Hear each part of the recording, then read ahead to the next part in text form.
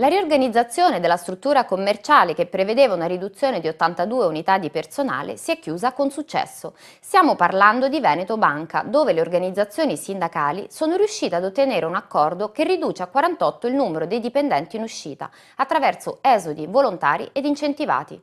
Coloro infatti che matureranno il diritto alla pensione entro il 30 giugno 2016 potranno decidere di risolvere il proprio contratto con un premio pari al 25% del RAL, mentre coloro che matureranno i requisiti dal 30 giugno 2016 al 31 dicembre 2018 potranno accedere al fondo di solidarietà con permanenza massima di 30 mesi.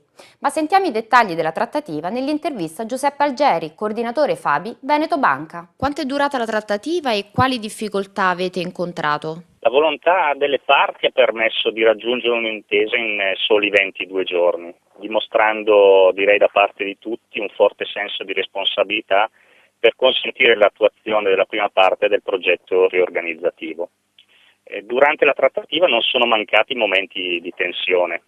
L'azienda aveva infatti inizialmente richiesto alcune deroghe al CCNL e alle norme di legge, in particolare per quanto riguarda demansionamenti, fungibilità, ferie e banca delle ore. E insieme alle altre sigle sindacali abbiamo fatto valere la normativa nazionale di riferimento, in assenza della quale raggiungere un accordo equilibrato sarebbe stato sicuramente molto più difficile. Questo accordo non solo salvaguarda i lavoratori in uscita, ma anche i giovani. È verissimo, abbiamo ricercato con determinazione un risultato che ancora una volta dedicasse particolare attenzione anche alla nuova e buona occupazione.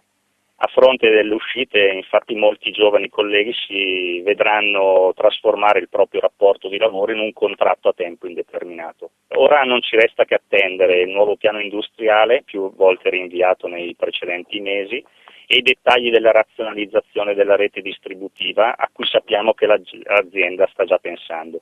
Ci impegneremo a gestirne responsabilmente tutte le possibili ricadute, come abbiamo fatto in questo caso.